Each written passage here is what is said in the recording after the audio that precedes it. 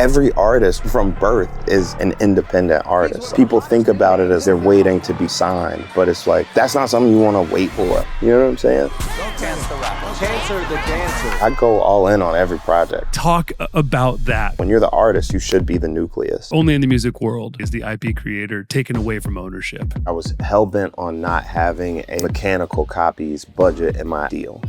I looked at it as like a paywall that was gonna keep me from getting to a certain audience. You were 18 when 10 Day came out. Even before then, you did the Back to School pack, Good Enough, Instrumentality. Wow. You're talking about my high school mixtapes. By the time you're launching Acid Rap, you're 20. With Coloring Book, you had Apple give you 500 grand to go exclusive. We helped Apple a lot more than Apple helped me. I'm in a position where I'm going to do what I do, which is put it on SoundCloud for free. Apple comes in and says, hey, please don't do that.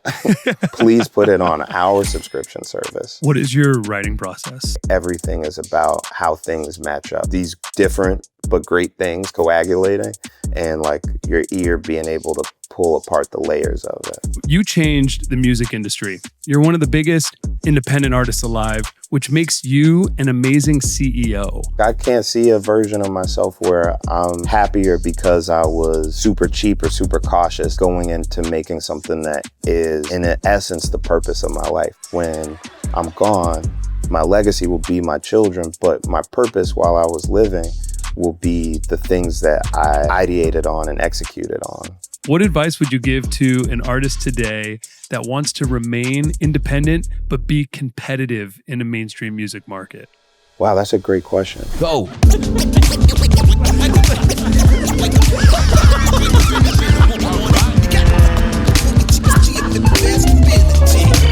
Let's go. What is up, everybody? Welcome back to the show. This is episode 90. And we are so happy to have you with us. And for episode 90, we have an extra special guest for you. He is one of hip-hop's most original voices. He is an artist, entrepreneur, and activist who has changed what being an independent artist in music could mean. He's won multiple Grammys, including Best Rap Album and Best New Artist, and all without a label. He has hosted SNL twice. He's performed on the Grammy stage. He's headlined Lollapalooza, and now he is back with his new album, Starline. This is Chance the Rapper. Chance is one of the biggest independent artists in the history of music, and I really wanted to spend this time with him to understand one main area, how he got where he is, and how he operates the business that is Chance the Rapper. Now, if you're an artist trying to make a career, you are the CEO of your own company. And Chance has really embraced that and pushed that to limits where no one has ever gone. He's an incredibly inspiring guy. He's an amazing leader. Of course, you know him as an amazing writer, creative, and rapper, and he's a great human. And I hope that after this conversation, you now have a better understanding of the heart, mind, and soul that is Chance the Rapper. As I said, this is episode 90, and we so greatly appreciate your support.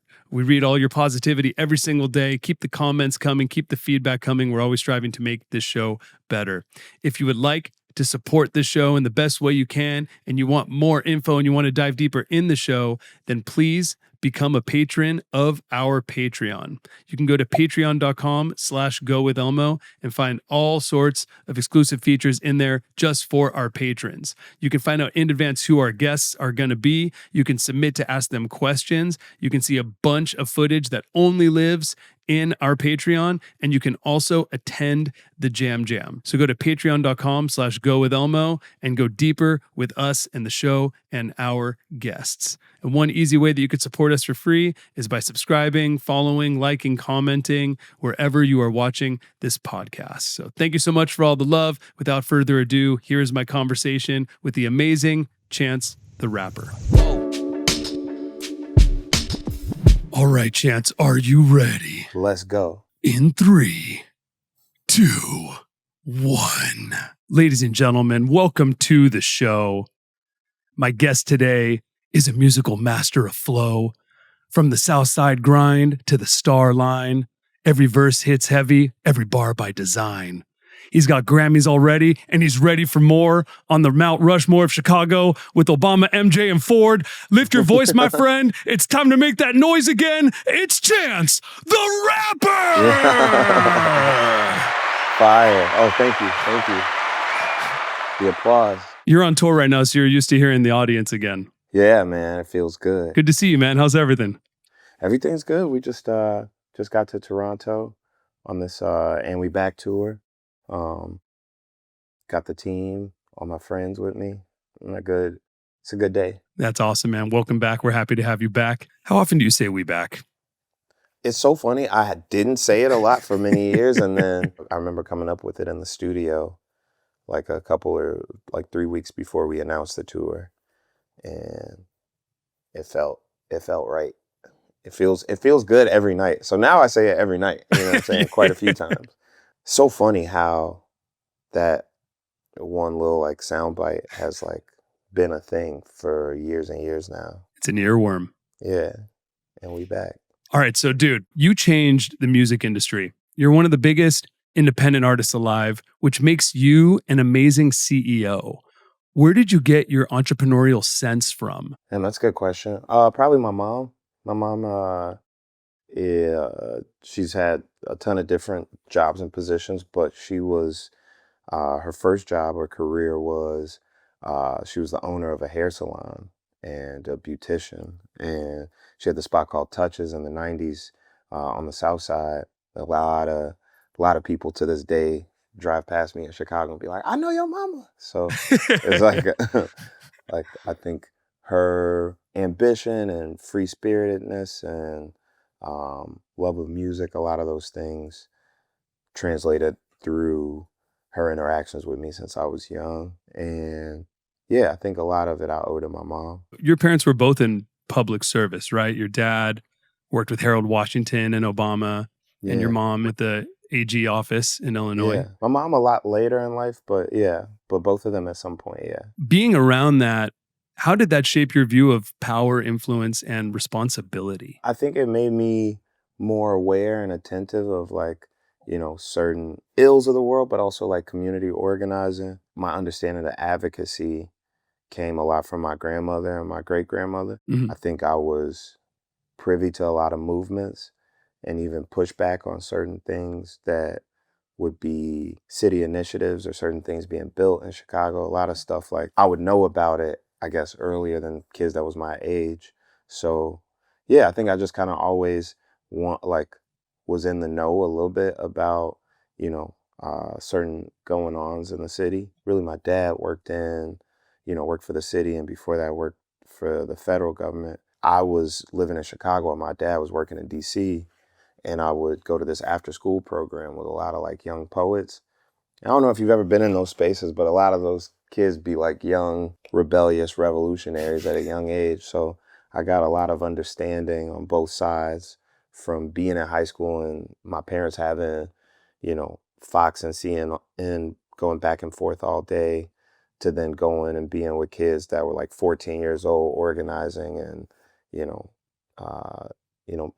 I guess making their voices heard in opposition to certain things. That's so crazy. It's like where you are today is very similar to where you were back then as a developing young person. No, 100%. It's all in cycles. You're just doing it bigger and bigger and bigger. So you were born April 16th, 1993. Yeah. In 2012, you were 18 when 10 Day came out, right? Mm-hmm. Yes. That's so crazy. And you had just become an adult. You're already dropping music. Even before then, you did the Back to School pack, Good Enough, Instrumentality. Wow. Yeah, I did. So you're talking about my high school mixtapes. That's crazy. The high school mix. It's important, man. I mean, it's not that crazy to talk about a high school mixtape with you because you were 15 dropping a high school mixtape, but you were 18 dropping a real mixtape to pay attention to. That's a good way to look at it. Yeah, for sure. By the time you're launching Acid Rap, like you're 20, man. You're so young. So 15 to 20. Like I started touring at 15 as a drummer, right? So I can kind of relate to what it felt like to be 15 and to be taking your music seriously, right? And going in on it. But the success that you had is just, I mean, it's astronomical. It's crazy for an 18-year-old, let alone a 20-year-old, to comprehend that. Like, how did you understand that? It all felt like a part of a continuous, like, a everyday, I don't want to say struggle, but just like this thing that I was working towards Yeah. from, like you said, a young age. I first started recording when I was 13 or 14. And like you said, I made a few mixtapes in high school that were not widely circulated or worth mentioning. But like, you know, I was taught at those after school programs I was talking about earlier. Our mentor, Brother Mike, used to always say, you guys are already artists. So it's like, as opposed to thinking of it as like, we're going through these things and one day we'll be, you know, become official, verified, validated artists. It's like, we're taking these steps now because we're already on that journey. And I think when some people think of it as like, you know, there's certain successes or milestones that you hit, but like for me, every single small thing I looked at as like major success towards, or like a tool towards like the next thing I was trying to do. So I think I was also like blessed enough to be in the spaces of like some good, you know, slightly older folks that were, you know, doing things similar to me, but could help me avoid certain pitfalls. The first tour I ever went on was with Donald Glover, and he's about 10 years older than me, but my business is ran very similar to how he ran his because of just one, how influential he was, but also like how, you know, I think careful he was with like with me. Like, you know what I'm saying? Like I'm going on tour, I'm 18 years old. You know, they didn't used to let me come to the strip clubs, didn't used to let me like do certain things that just like an 18-year-old wants to do their first time not being under any adult supervision and having, you know, not a lot, but a little bit of money and freedom. And he was just like, the way he even just naturally, beside like, you know, not even thinking about me, but the way he ran his campus, all of his family, you know, people he grew up with, people from Atlanta, you know, it was never like super wild. It was just like, it was just fun and focused on the music, focused on like these different things that he was working on. He had so many projects he was working on at the time. And so I learned a lot from him. Same thing with Mac Miller. Like first, that was the first time going out with people that were really close to my age and kind of seeing a young person, you know, be the center or like you said earlier, CEO of like all these, you know, people that are technically in his care, you know, and just trying to create a great night for, you know, thousands of people every night. But yeah, I think certain things that like I had a great foundation and good people that, you know, allowed me to, you know, operate with, I don't know, just a certain, just with certainty and like, you know, discipline, I think. Being around Donald Glover, seeing how he runs it, because that's such a unique way. Like the way you guys are all operating is like the ideal situation, right? If you can pull it off, Yeah. it's like the hardest. It's not even necessarily the hardest road. Either road is hard. Either road's incredibly difficult, right? But you got to operate on such a different level. Like every artist is the CEO of their own company. And we don't talk about that enough, but especially when you're doing independent and you're doing it at scale the way that you're doing it, man. There's like been very few artists ever in the history of music to ever do that.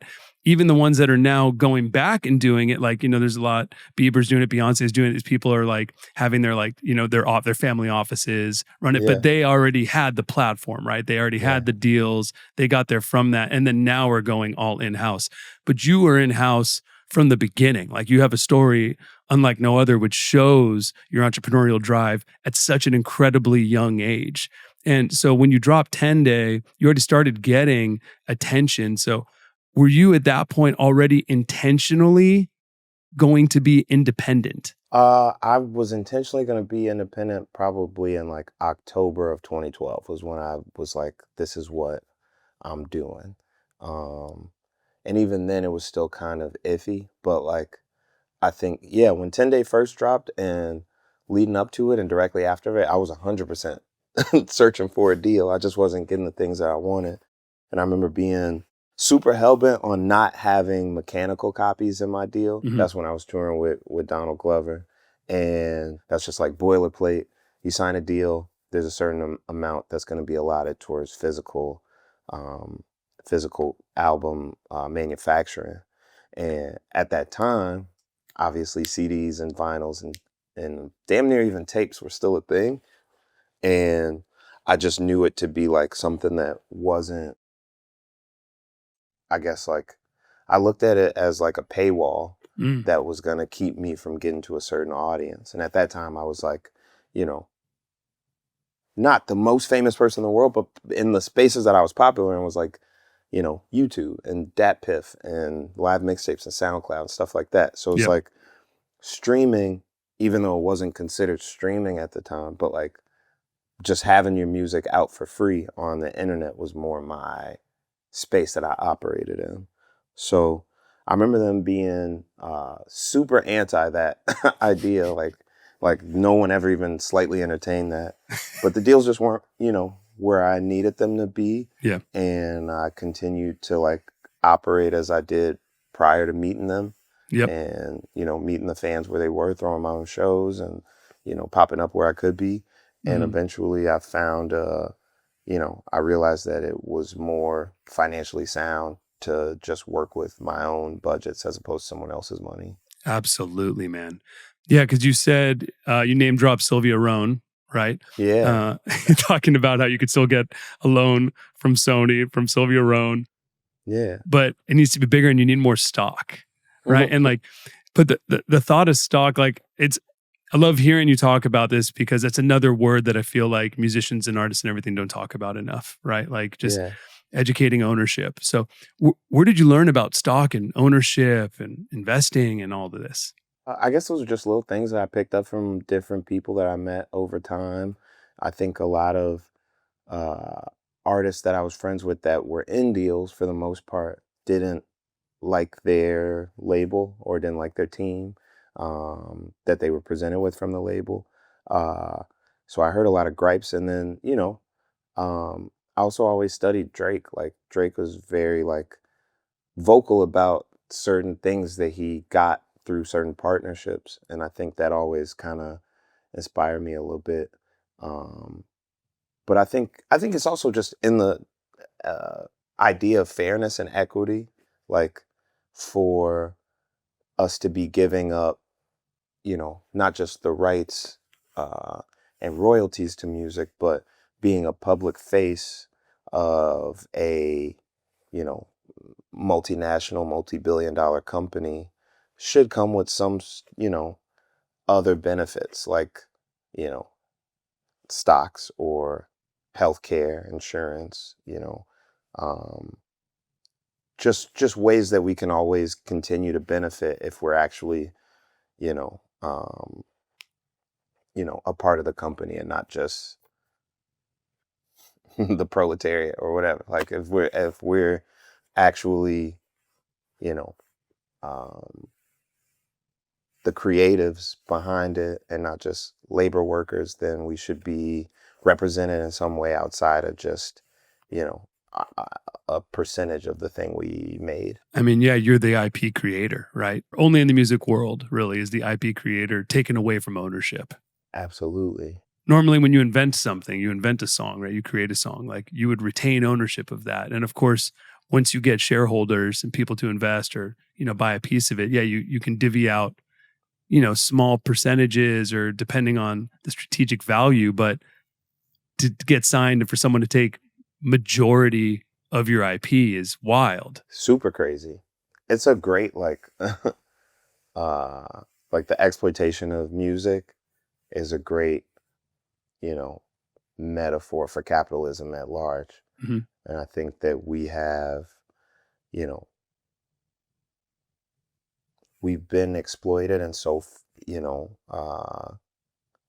indoctrinated to just believe that we need this system and that validation and that system is the only pathway to being a true artist, that even with all the technological advancements in music that we see literally every day,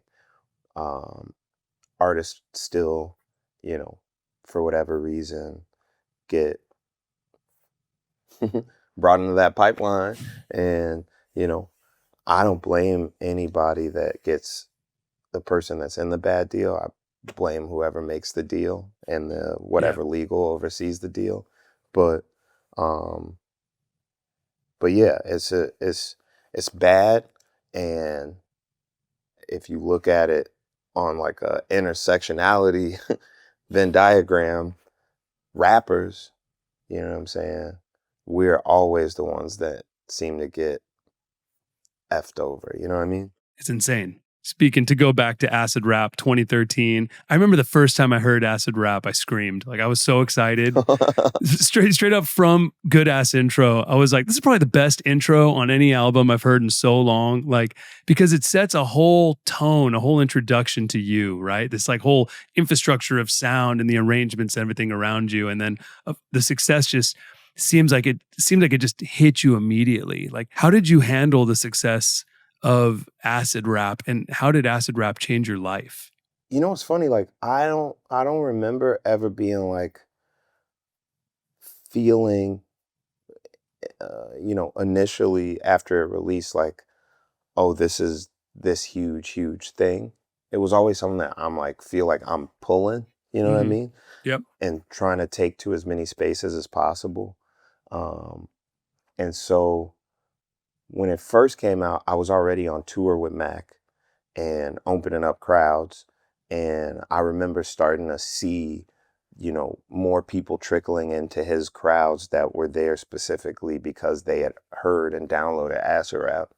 But again, it's still not my show yet, right? And then I went directly after that. I went and did 2 tours opening up for Eminem and MACKLEMORE in foreign countries where no one had heard acid rap. So I still feel, a little bit, I don't want to say underappreciated, because I appreciated being on tour with those guys, and they were very, very, kind to have me and kind to me while I was on tour and all my folks. But I didn't feel like, this is the mixtape of 2013 or any of the like accolades that it got presented with and some of the year-end stuff. But I think that's just how it is when projects come out. Like, it's a slow burn, and then people get galvanized when they see other people enjoying the same thing that they're enjoying. That's why I think touring is so important. So right around the end of the year, like late fall, I went and did my first headlining tour called the Social Experiment Tour with my friends that were the producers behind the project. Yep. And I think, selling out those 500, 1,800, 1,500, 3,000 capacity rooms, that was like, for me, a real taste of success, was going to these other cities and seeing people sing the words and just kind of being, in it and carrying it from city to city and being received, I think is what was the love that I really felt. And yeah, like, I think when you watch a movie and somebody drops a single and they do the, excuse me, they do the, okay. My bad, dude. They do the, what is it called? The montage. Yep. And it's like, you see it shooting up the Billboard charts, and it's on every radio station now. It's Chance pandemonium. Everybody's got Chance glasses and like Chance backpacks and lunchboxes. Like, that never happened for me, with any project. I think, like, because of the nature of how my things are built, like, we meaning like my family, my friends, like, we always feel the weight of like carrying the project and trying to get it to that point where people are so, in love with it and proud of it and seeing it, that they want to carry it with them too. That's kind of how it feels with every project. It's also the classic example of you're always putting one foot in front of the next and trying to grow this as big as possible. And you may have like tens of thousands of fans in the US or in these pockets, but yeah, you're so focused on the next thing. And at the same time, it was actually that. I wonder what your life would be like if you didn't have the Humbling tour in Europe in that moment and it was just all hype. Yeah, I think it'd be way different. But I think also, like, that's really the job of music post creating it, is performing it and presenting it to new crowds. You know what I mean? Like, I used to go to this after school program at the library. It was like an open mic for poetry kids. And, Vic Mensa was in the program, No Name, Saba, Mick Jenkins, Lucky, John Doe, a bunch of like artists that, made it big out of Chicago that are my age group. We all were in the same program. And there was this open mic every Thursday called Lyricist Loft. And we would go there, and we'd go present our pieces. You know, some people would do poetry, some people would dance, comedy, but a few of us were rappers. And everybody would come and perform their pieces, and I would perform this piece called Brain Cells, which is about smoking weed. So all the kids loved it, and I would rap it every week, and the kids would be like putting their hands up and stuff and singing the lyrics and stuff. It was like a real concert at an open mic. And one day, Brother Mike, who was our mentor, grabbed me, pulled me to the side, and he's like, yeah, if you perform that song again next week, I'm not letting you perform anymore. And I thought it was because the song was about weed. So I was like, why you tripping? You know what I'm saying? Like, you smoke weed too. And he was like, it's not about the content of the song. It's the fact that you're so comfortable in it that you keep performing it over and over again. And you love this adoration of like people singing the lyrics, but you have this other piece, Prom Night, that I saw you stumble over one week and never bring back again. Wow. And so next week you come back and do Prom Night, and whether you stumble through it or you kill it, that's the only way that you're going to be continuing to perform it. This lyricist law. And so I spent the next week memorizing this piece. I came back next week. I stumbled a little bit through like the third verse, but like everybody loved it. And there was so much passion in it because I was thinking, I was scared, but I was also brave. You know what I'm saying? That's one of my greatest performances, you know, me as a 17-year-old at this library. But that's like the lesson he was teaching me, was that as creatives, as writers, our job is to continue to create and continue to publish and continue to perform. And just because everybody knows the words to this song from 5 years ago, 10 years ago, however long ago, you know, that's great. And you should, you know, you give people that opportunity to hear that piece that you made because it represents you. But you're always growing.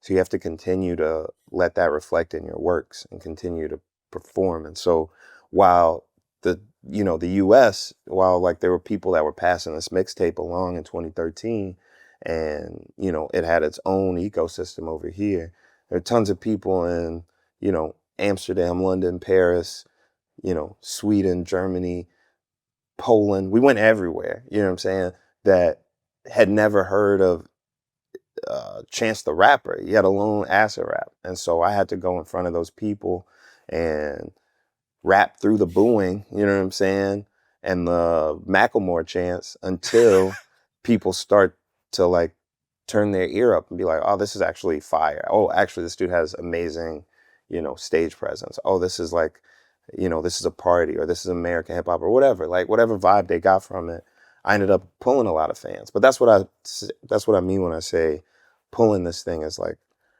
there's so many people probably in Toronto right now, we're here for this show, that don't even know I dropped a project.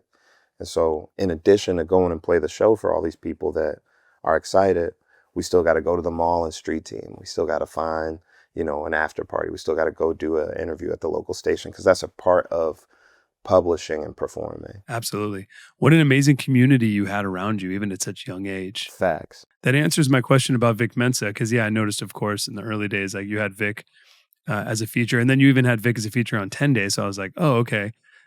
And then you know, you notice you had Kanye as a writer on Acid Rap. You have Twista on it. You have BJ the Chicago Kid. So you clearly already had a big, strong Chicago support system already. The Twista one is real, but the Kanye, that's like a, you know how like when you sample somebody, they get credited as a writer. So that's like the official version of Ass Rap that comes out. Originally, it ain't no clearances. Like what? Like sample clearances? Are you kidding me? No, there's a mixtape that came out when I was in high school called the Get Well Soon tape after Kanye's accident.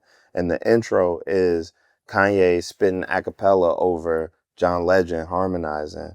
And John Legend on the song, Kanye says, feeling better than ever, huh? And then John Legend says, even better than I was the last time, baby. Ooh, ooh, ooh, ooh. So I always knew I wanted to sample that. And then, yeah, when I did the second mixtape, when I did Acid Rap, I had Peter come in. Peter and Stephen Ponce come in, flip it. Peter added the keys. Lily K came and sang the vocals, had some of my horn player friends come in, and just like made it into this, you know, gospel juke track. And I was like, yeah, that's how my album's got to start. That's how my mixtape's got to start. Like, it's the second one, so even better than whatever. But yeah, but I don't remember how I got the Twista Connect. I know that was like that was like a last, you know what I'm saying, 12-hour type of thing. But yeah, me and Vic known each other since we were 14 years old. We used to be in I don't know if y'all even have these. You know what a clique is? Like a clique? Like a fake gang? Yeah, of course.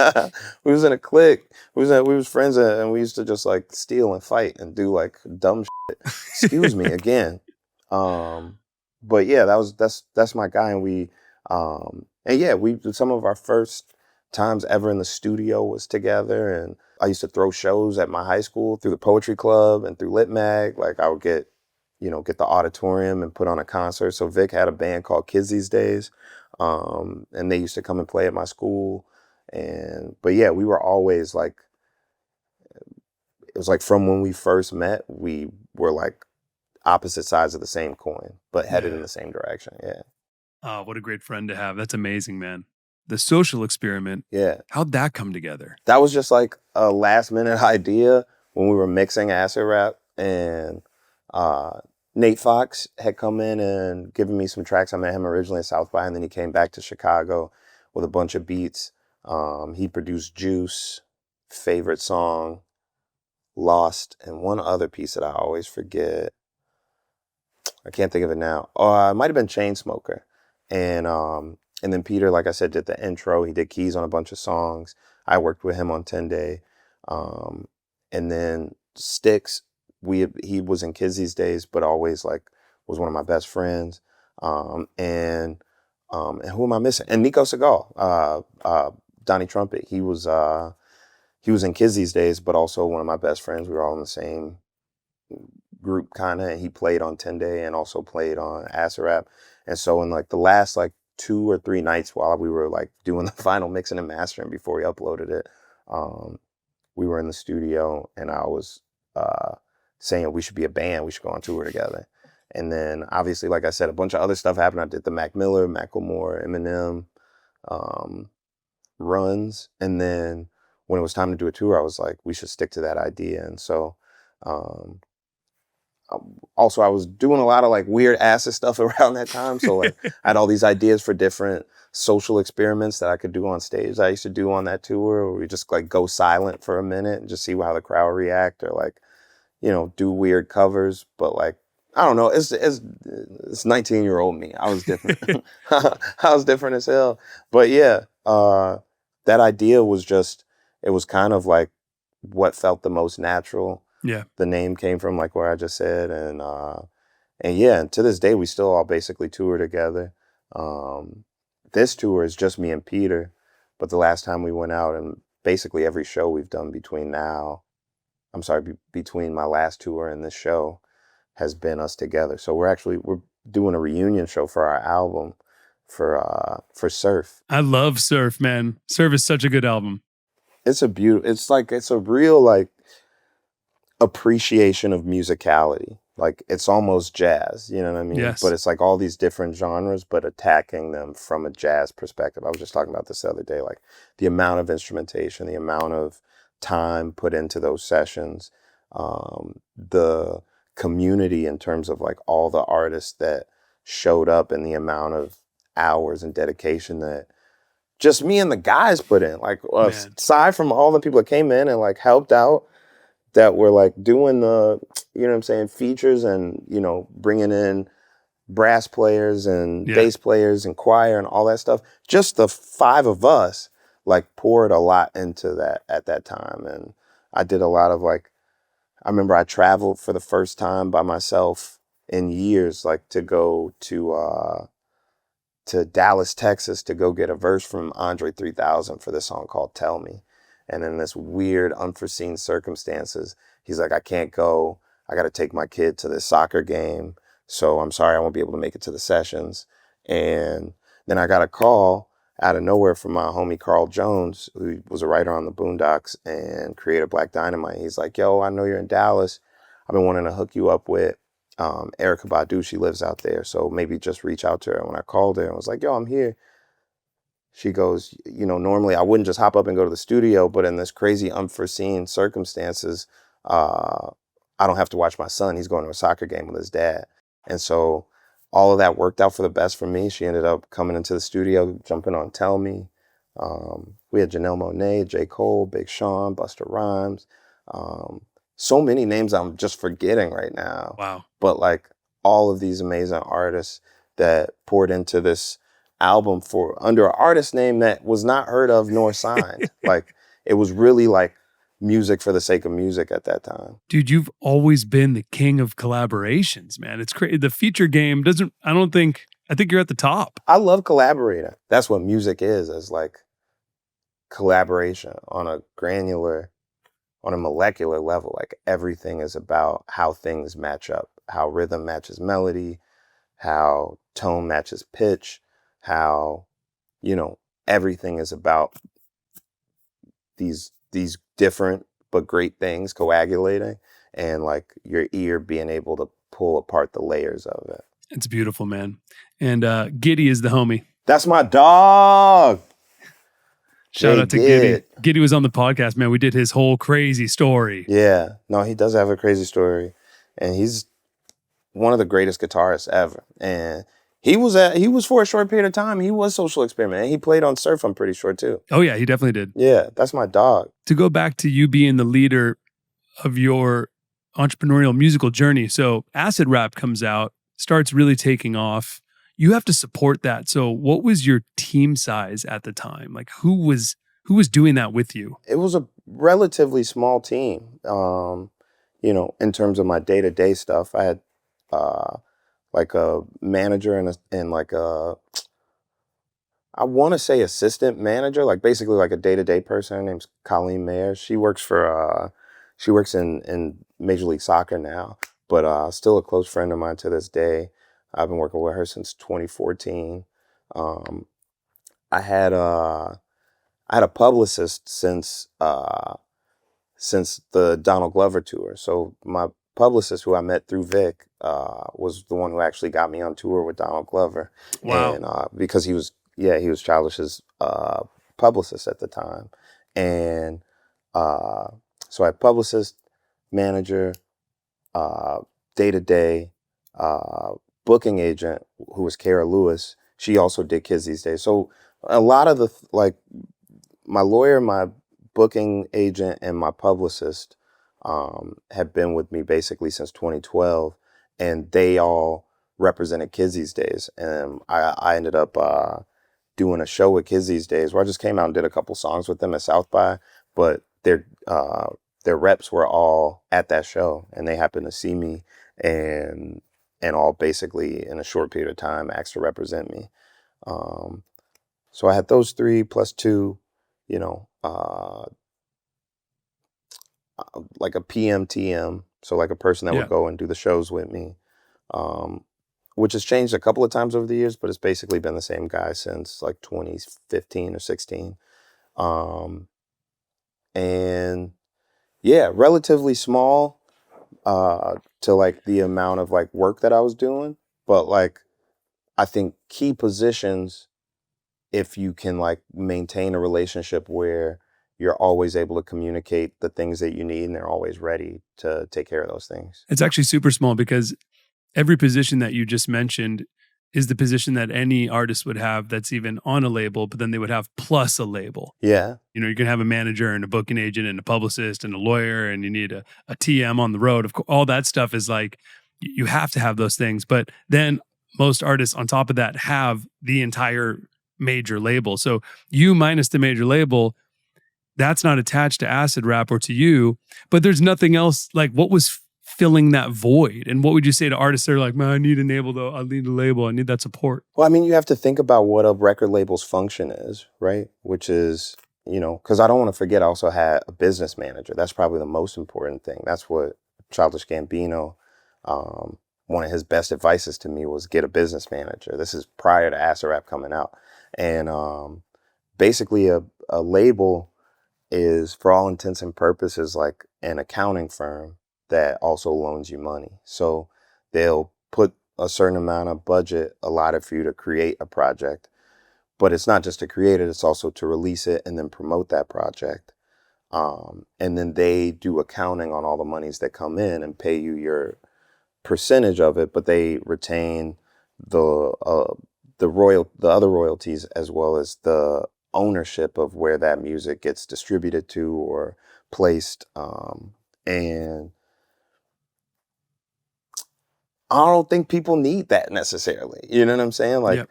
I know that labels, tend to have a radio team, but you can always hire a radio guy. They're typically going to a third party to have people work radio.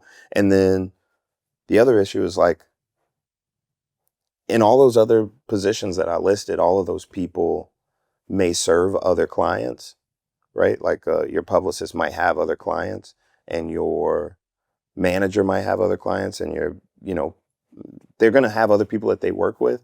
But in terms of vying for specific positions, like having the person that controls your music, which is your main product, have ulterior motives or other people that they need to place in the same position as you, like, that's the most detrimental thing, period. You know what I mean? Like, and I think that, like, because they serve other interests and have to serve other artists and service other artists' catalogs, it's just not fair to a person. Like, when you're the artist, you should be the nucleus. Yes. And when you're an artist signed to a label, you're kind of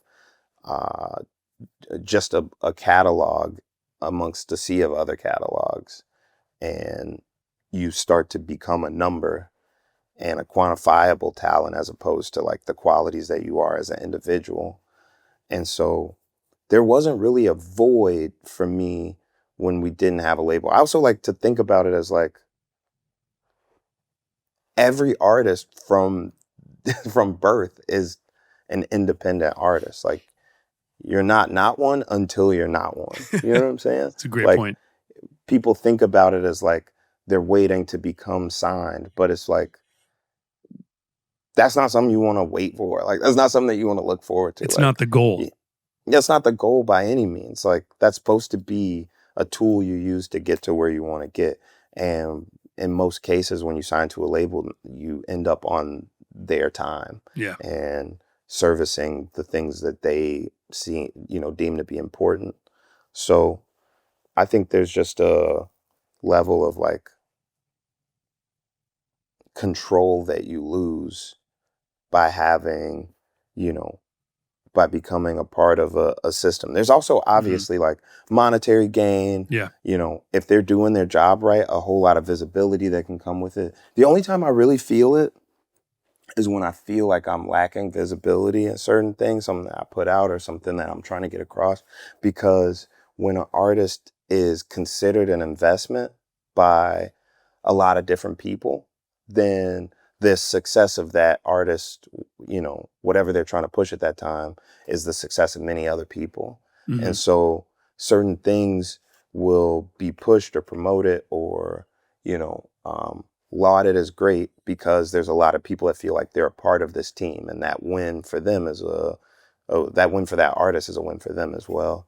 And so because there's not a lot of people that have their hands in my pot or feel like I'm an investment of theirs, I don't always get that same push. But it's also like, I also often like try to reevaluate like what my own internal goals or, ideas of success are at any given moment. Yes. And when I reassess those things, sometimes it's like, well, I don't necessarily need this look. I just wanted it because I saw somebody else had it. You know what I mean? I like that you brought that up. So you're the type of artist to actually make goals, right? You create a bullseye that you try to hit. Yeah. I think that that's like the definition of an artist. I think that there's some people that, are talented or maybe, love to be seen, but aren't necessarily like visionaries. And I feel like when you're an artist, you're a visionary. So you have an idea, multiple ideas of success and things that you want to achieve or that you want to help or fix or whatever, or explain. And so I'm always having goals, like goals that you might consider lofty or might consider small goals, but to me they're all lofty and they're all important and they all must be executed on. And I think like that's the way that most artists live their lives is they have a bunch of little side projects at all times that are not really side projects. They're the most important thing to that artist at that time. Yes. And they usually point towards a larger goal, and they also tend to have a bunch of steps that are needed in the process to attaining that goal. So when you have a new project, so for example, right now you have Starline, right? When you're dreaming up that new project, what is your process? Are you a vision board guy? Like, how do you get that bullseye together? Yeah, it's a bunch of different formats. So like, I'm a big Apple Notes guy. I love notes. I love Same. collaboration notes. So I have a note from like 2022 called the Retrospective Analysis. And you know how like when painters do like, when they do a new series, it's a new series of works, but when they do a series that's like, a show that's just like random works from throughout their career, it's called a retrospective. And so I wanted to create one, ahead of time. So I added the prefix, of profit, but my retrospective analysis is like the full breakdown of what Starline is, down to what ad libs I'm going to use, what visionary artists I'm going to be inspired by, what, themes I'm going to explore, timelines of different art fairs, timelines of different film festivals, all of these different pieces of which I think to be a part of Starline kind of just listed out in this long note that goes all the way down. But then there's a bunch of dry erase board nights. There's a bunch of, just traveling, just experiencing life, going to, with goals in mind. Like we went to the Venice Biennale, and that was like a big step for the project. We went to, Ghana and through, a free festival for 50,000 people. And that was like another step. All of those are still a part of this body of work, even though they're not on the album. Like you can feel them through it. And I think going back and looking at those things or content that comes from it helps contextualize the project better. And I want to get into investing into these projects because I think that's another thing that people don't always think about in being independent, right? Since you don't have that bank attached to you, you're putting in your cash, you're fronting all the expenses and everything. Mm-hmm. And I know that you have done this before, and you've done this with everything from surf, and you did it for the coloring book. I heard you went all in on coloring book. Is that true? Yeah, I go all in on every project. Man, talk about that, please. It just is what it is. I'm me. Like I can't see a version of myself where I'm happier because I was super cheap or super cautious going into making something that is in essence the purpose of my life. Like when I'm gone, my legacy will be my children, but my purpose while I was living will be the things that I ideated on and executed on. And so I have all these documented works, all these projects of me rapping about, my day and my relationships and my faith and my hard times and a picture of who I was over the years through these different works. And I feel like if I don't, put everything that I have into it, and that's not even just financially, that's also my relationships and my faith. And going literally dumping everything that I have into that, then I'll feel like I didn't serve my purpose. So, coloring book, that was me and the mother of my children. At the time, we just had one kid, but a fresh baby, sleeping on inflated mattresses in the studios for nights at a time. And, traveling for verses and spending money on radio, something I had never did before, creating radio campaigns, creating billboard campaigns, like doing everything that I could and playing as many shows as I could and doing as many brand deals as I could so that the words that I had, worked so hard to bring together could be platformed the way that I felt like they deserved to be. Absolutely, which is being a good CEO. You got to always make sure that you got money in the bank to pay your team. You got to pay yourself and you got to pay your team and you got to invest in the projects that you want to make. And you are clearly so gifted at that, man. That's a rare thing. It's a rare trait for an artist to have. So with that being said, I don't know if a good CEO does that, but a good owner does that. And that's how I really want artists to look at themselves as, is like, Sure. CEOs get fired all the time because they're not Okay, a founder. Yeah. Founder. A founder, the you know, what I think about it as is like, I think a CEO is supposed to be pragmatic and logistical, right? They're supposed to be like, you know, doing what's best for the company, but really doing what's best for their job title. And the owner, in a lot of cases, is allowed to dream and allowed to like, to forge the path of that company because they're doing it for legacy, for their family, for that industry to grow. And I think like some of the decisions that I make financially, a CEO might never make, you know what I mean? A CEO might get fired for making those decisions. But for me, my company as CTR, as, you know, the person that oversees a bunch of different projects, my goal is to realize the dream to its fullest potential. Yes. And so sometimes that's not pragmatic. To like really zero in on that, because there are definitely different kinds of CEOs, right? I totally with the CEO that is hired that runs a big giant public company or whatever, that CEO can be removed, right? But when you have a CEO, when you have the founder CEO, someone that's on their entrepreneurial journey, right? That's like created their baby and now has told people like, this is what I'm going to do. Come with me on this journey. I'm going to get you taken care of. I'm going to grow this thing. I'm going to give my all in, right? That's kind of what I think of like the creative entrepreneur CEO. And you got to find alternative ways to make that money. If you're not going to go get a loan, AKA a label, you got to find ways that you're going to be able to execute your vision at the level that you want to do it. And one thing that I thought was amazing that you did with Coloring Book was you did the Apple deal, right? So you had Apple give you $500,000 to go exclusive on Apple for the first couple of weeks, which must have been such a win for you because then you still had all of your ownership. You had full control of everything, and you had a marketing partner baked into that. That's like one of the most smart moves I've heard in years from an artist, man. Thanks. You know what's funny is the way I think about it is that we honestly helped Apple a lot more than Apple helped me. You know what I mean? Sure. At that time, if you look at the landscape, like streaming on DSPs was not the normal way that people received music.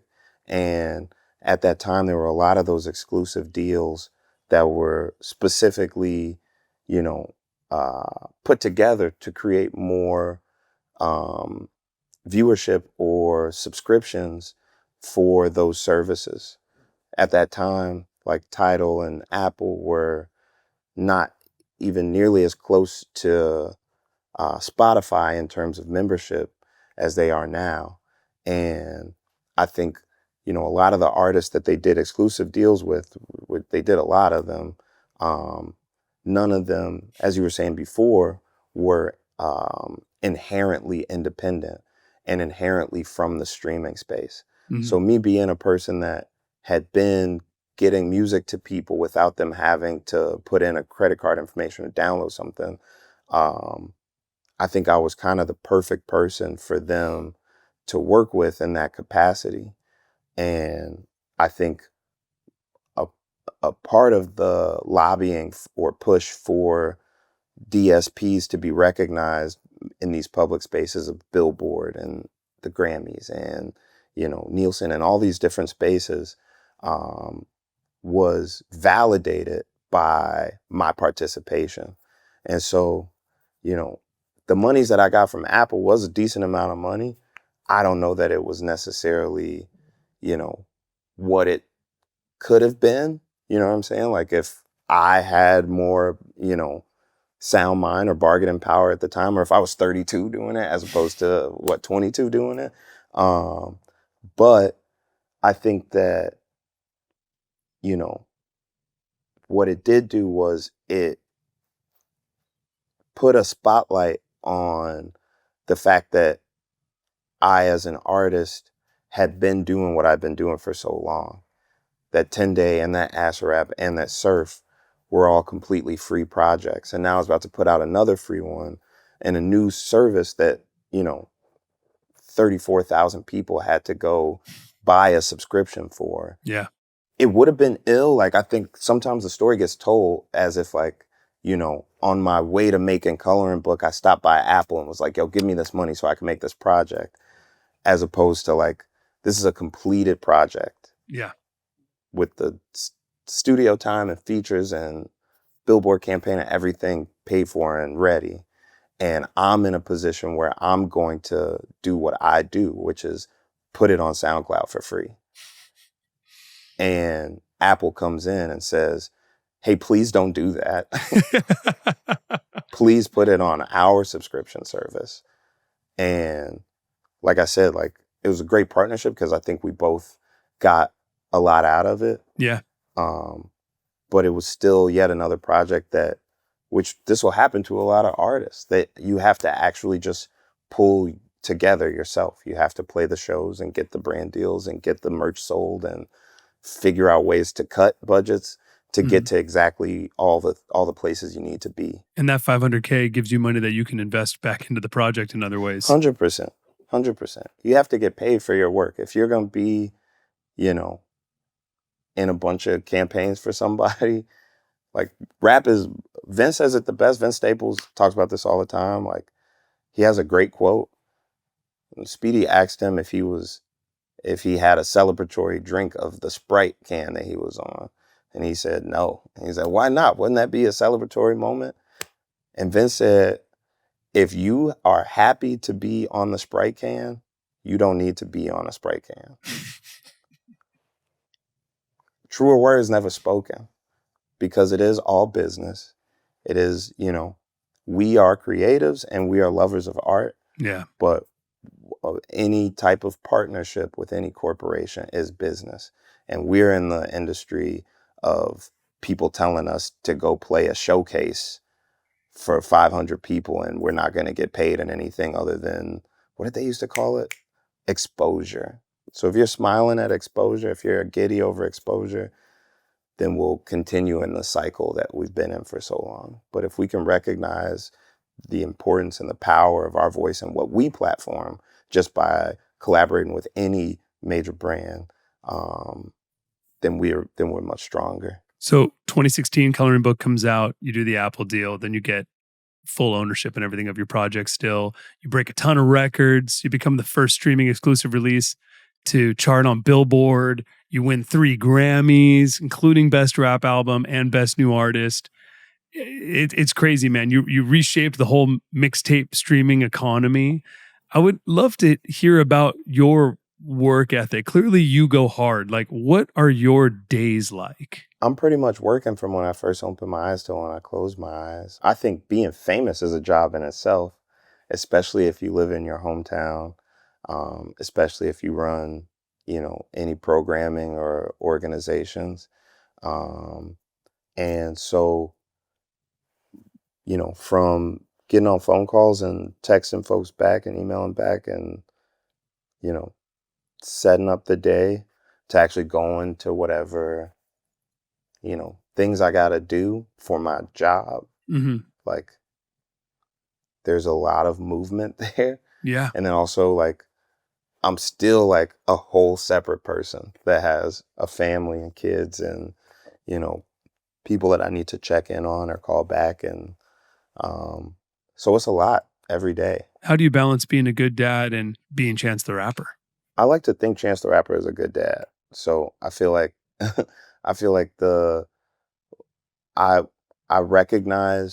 try and recognize and rationalize the amount of myself that I give to other people when I'm fully in dad mode. Because when I'm in dad mode, I am Chance the Rapper, but I don't owe anybody anything outside of my kids. Yeah. So I think, like, while I'm out being Chance the Rapper and I'm on stage and I'm selling a shirt and I'm doing an interview, I'm doing all of these things for Kinsley and Marley. Yeah. You know? But I think that when I'm with them, I've learned to shut down some of the distractions or things that people present to me, or even people asking me for photos and stuff. Like, I'm a photo taker. You know what I'm saying? Like, if people come up to me on the street or like at the grocery store, McDonald's or wherever, I'm pretty easygoing with, like, making sure that I don't diminish their moment. If there's somebody that genuinely has love for my work and wants to, you know, commemorate it with a photo, I'm always down. But when I'm with my kids, it's so easy for me to say no. And I think like I used to talk a lot about the balance, but there really is no balance. At the end of the day, prioritization is key. My kids are number one. Everything else comes in second, and that includes work and other family and anything else. And yeah, I think like I just try and, rather than balancing them, I just try to prioritize them. And I know that sometimes I'm not always going to be, if it's, if it's at the detriment of my kids, I'm not always going to be ready for work or ready to do, to jump on a call or do whatever. Things get moved around all the time. Because that's how my dad did for me. My dad had an important job. Yeah. And I remember watching him slam the phone on people all the time. I'm with my kids. Sorry, I keep cursing on your show. It's okay. We have technology. Okay, sweet. Yeah, just like put like a dolphin or something over my mouth when dolphin I curse. sound. We're going to do that, actually. Exactly. That's fire. Call back to SpongeBob. Oh, right you are, Patrick. Yeah, but my dad always worked, right? And when Yeah. I was a kid, I remember being really, really young, and not to the level that I get it. It's hard for people to believe this, but like on some just Chicago stuff, people used to always stop my dad and talk to him. They didn't ask for pictures and stuff, but everybody seemed to know him from somewhere, part of their lives, high school, working in politics, the block club, like anything. And I used to hate it, right? And I feel like at some point I must have complained, or my mom complained. And then I remember from like, I'd say like 7 or 8 years old on, like my dad would just treat people, or what's the word? That's another word for treat. Like shut down people that was like trying to get a word in with him or call him while he was, driving me and my brother around or something. You're one of the biggest independent artists in the game, which means that you personally operate one of the biggest media companies in the game. Your media company being Chance the Rapper. But I know you have CTR touring, and you have Cool Pop merch, and you have also your philanthropic entities. How does it all fit together, and what are you like as a leader? I think about it as like a team always. So I'm a captain, you know what I'm saying? And I'm, always trying to make sure that the rest of my team is, feeling empowered, encouraged, safe, and uplifted, because there's a lot of work that's always going on. There's always a lot of video editing and photo taking and meetings happening and, traveling nonstop. And so I think I try and I know that the morale of the team is going to also dictate my morale. And so I try and make sure that we all feel good, that we every once in a while go do a team activity. Sometimes we cook up at the office. But yeah, I think I'm all those. And then I'm also, like I said earlier, I try and maintain a vision and, and also keep an open line of communication on the things that I'm learning. So all the time that I was traveling to Ghana and learning about Starline, it started with me just, calling people and giving them video ideas and certain things that I learned. But then within the next 2 trips, most of my team was in West Africa with me. Wow. And, I think also one thing that I don't talk about a lot, but I just got to give myself credit for, is I grow people into positions. Yes. And so when people come to work with me, they might be, entering the job as one thing, but then they find out, they have a passion and a real talent for another thing through me, sometimes having to throw them in the water and just be swim, Yeah. And I think that's it's a blessing to be able to work with people that are, malleable enough to rise to those occasions. But, in the 6 years between, putting out The Big Day and putting out Starline, for one, we could just talk about the festival. We threw that major festival in Accra, Ghana, when most of my team and even my auxiliary team had not, organized a festival before, yet alone a festival in another country on another continent. Yeah. But what we did was we just took our time. We were on the phone every day. We gave all the hours and all of the intention and attention to detail that it took to, to properly craft that thing. And it worked out beautifully. And a lot of people had to step into new roles and learn new, you know, um, trades and techniques and understandings that they didn't have.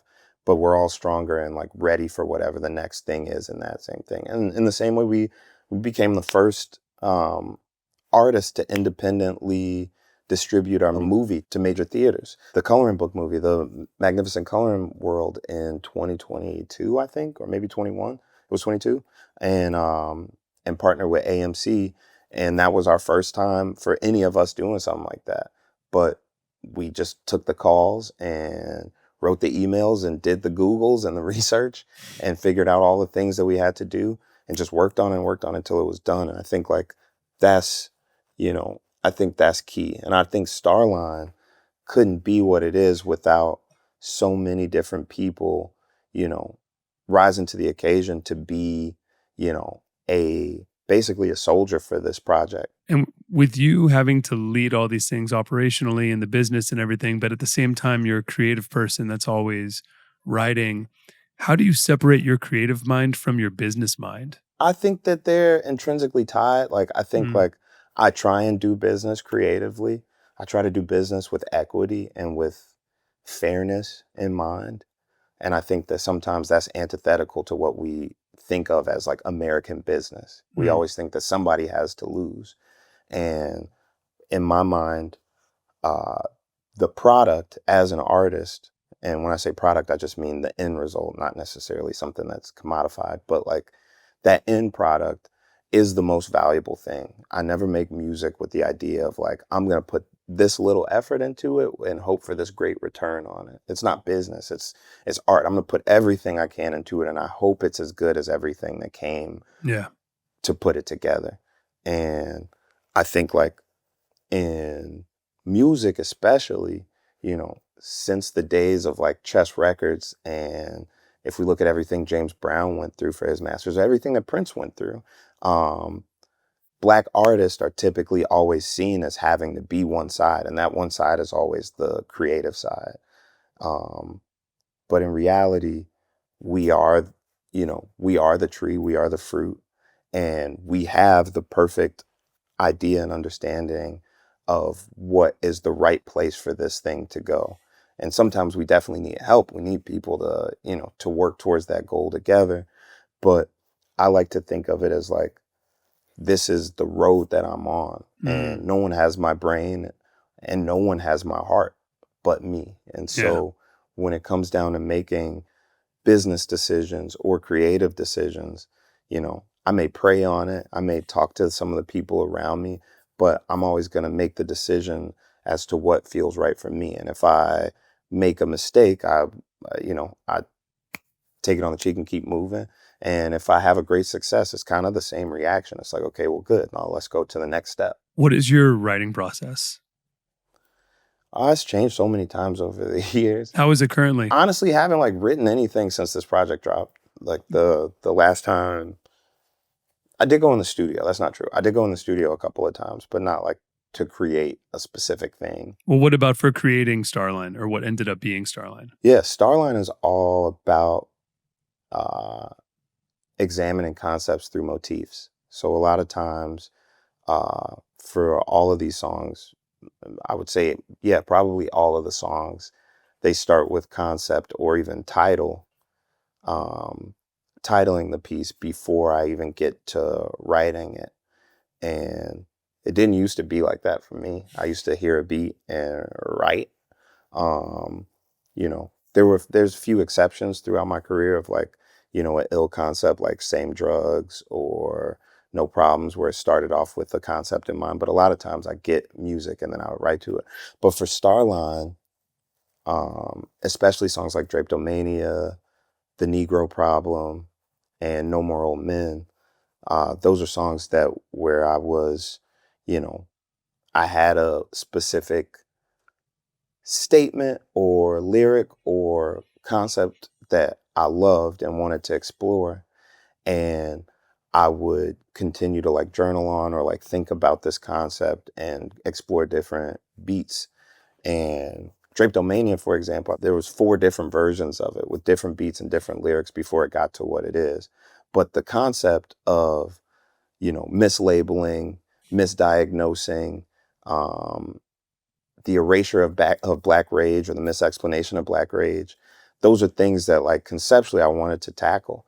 And, you know, I think that what I typically do is I write a verse and a hook, and I rework that verse and hook over and over again until I feel like it's perfect.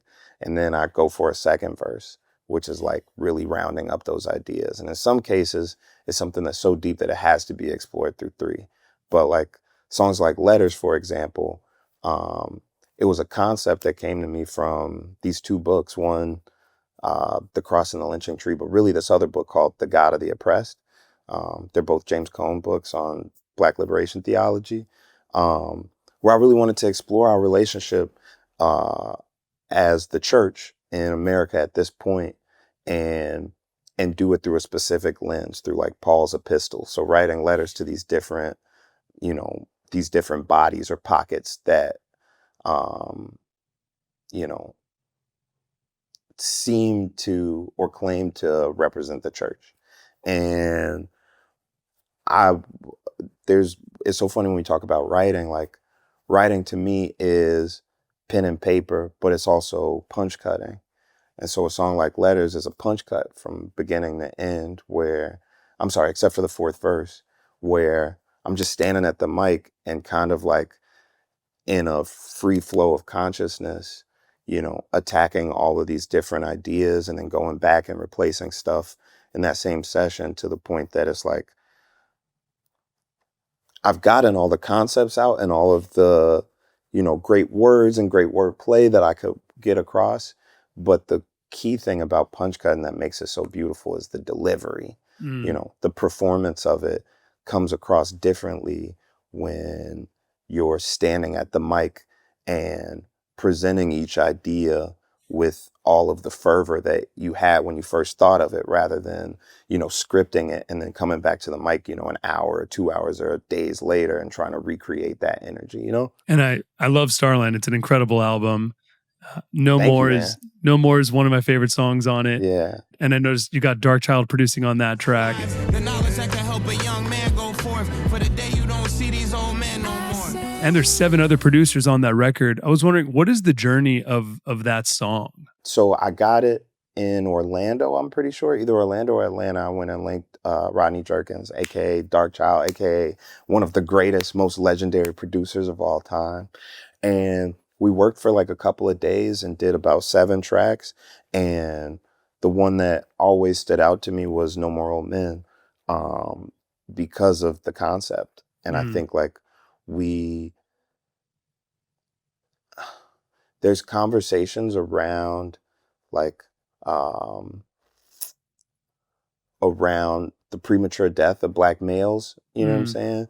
But it's usually typically on from a violent standpoint. We don't talk about stress, environmental racism, diet, or, death from heartbreak. You know what I'm saying? Like these things that get kind of covered in this song are important in that aspect, as well as the fact that like, at some point we're going to have a conversation about what positive masculinity is and what, positive patriarchy is, because those terms, we've examined all of the negative things around them and we still haven't necessarily unlearned all the negative things around them. But there's also a positive boyhood and rite of passage that is uniquely Black that I haven't seen, loved on or spoken on in the way that I wanted to see it until I made No More Old Men. But sorry, back to the production of it. I just got lost in the concepts. Okay. It started off with DARKCHILD, Dex Level, who's my co-captain on this ride, the co-exec producer.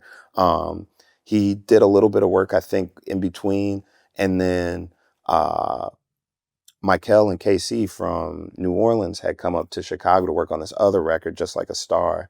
that actually didn't make it to Starline. And I was like, yo, would y'all mind just like, you know, doing something with this last hook? Like, I feel like I'm ramping up in my performance. And after I list the 4 Black Commandments, I feel like I needed to take it somewhere. And it's just kind of, you know, resolving back into the original chords. And so they took a shot at a bunch of stuff, and I kind of reworked that. But that ending part with Jamila just singing a cappella, that's something they arranged. And I think that's it. But I think when Rodney had it, it was like him and 2 other producers. One of them who sings the intro to the song, I was in need.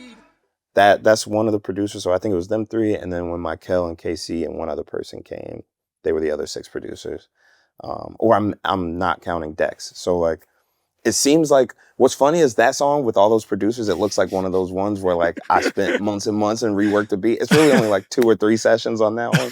But then there's other songs like Speed of Light is a song from 2019, I think. And it just grew and grew and grew. And there's been so many producers that touched that record. And so many different iterations of the verses. That one probably has like 30 producers on it or something. But yeah, that's one of the ones where it was like, you know, edit 93. You know what I'm saying? Like some of the songs, like in my iTunes, it'll say like edit 167 or something insane. Will you tell me a bit about what you're doing right now with Social Works? Yeah.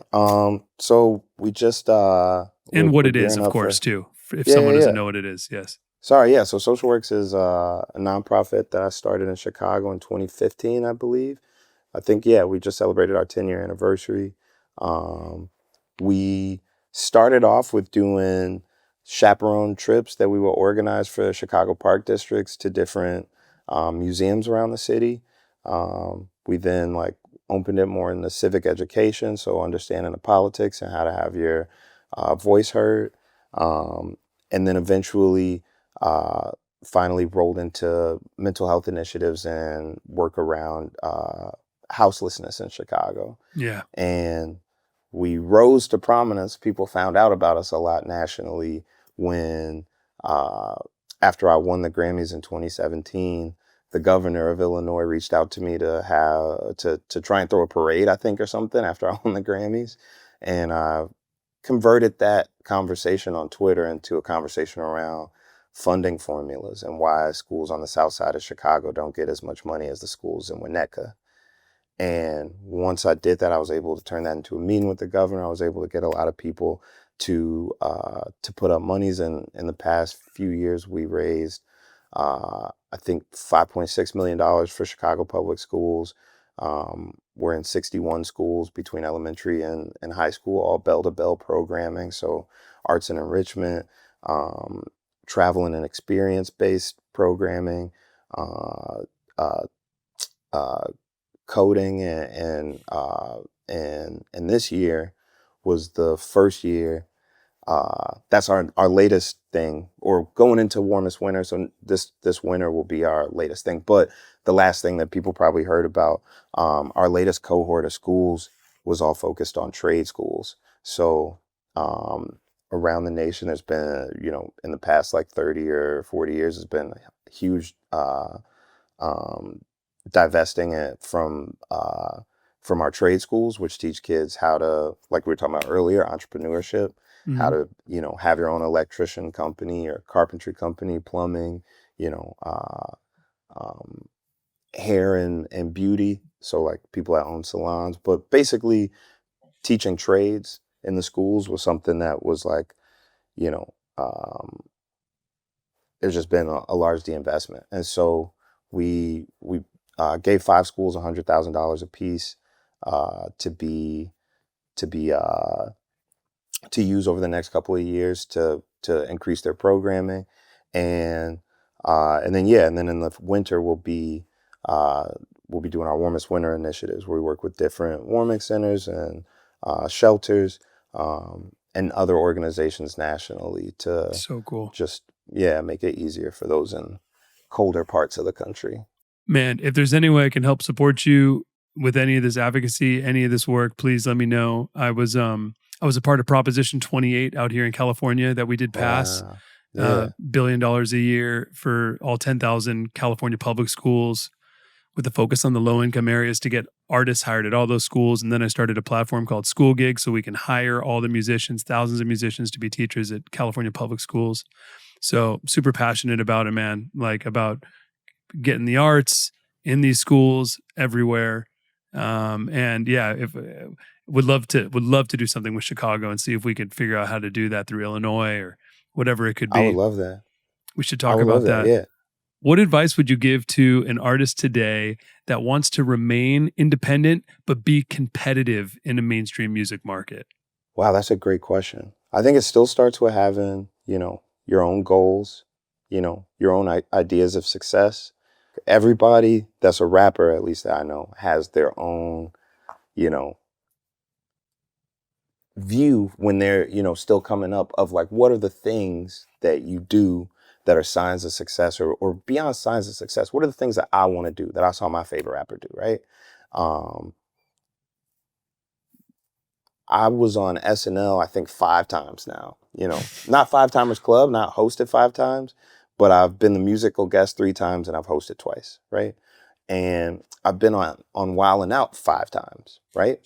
And to me, since a kid, those were real beacons of success to me. Yeah. Like, that's where I saw my favorite rappers and comedians and people. And that's something that I actually consumed. Now, to another rapper that's growing up, signs of success might be, being on a different TV show, or, working with a certain fashion house, you know what I mean? Or like, whatever it is, there's certain things that you watch growing up that mean the world to you. For me, it was watching the Grammys with my mom every Sunday night, every year on Sunday, and more so even winning Grammys, performing at the Grammys was always like just a sign of success to me. And so I think, remaining competitive is important, but competition for artists, as I know it, is about, the potency of your work more so than the engagement of, the mainstream. It's that my work is beautiful, right? But if we're talking about competitive in terms of numbers, then just figure out exactly what the numbers are that you want to reach, and then figure out all the small goals on the way there to get there. And I also, I don't know a lot about it, but I do know that it's a vastly different landscape in terms of the media out there now. So much of it is paid for, that it's almost impossible to have a truly organic, grassroots campaign at this point in terms of visibility. Your favorite blogs and, Instagram pages, and whatever you want to call it, it's all sort of pay to play at this point. And that's not even the fault of music at all. That's really the fallout from political fallacy and the last couple of elections. So media and journalism as a whole is just splintered and hurting in a way that it didn't used to be. So I think as a musician, in order to take up internet bandwidth, and in terms of taking up people's focus or their bandwidth to take in new information, you kind of have to have a budget. Whereas when I was coming up, all of these smaller bloggers were people that just loved music. And so, to get the attention of the people, you kind of just had to have something dope. You still had to know somebody, kind of you still had to do certain moves to be in front of the people. One of the most popular blogs when I was a kid, I don't know if you remember, are you familiar with Ill Roots? I remember Ill Roots. Yeah. Ill Roots, man. Absolutely. 10 Day.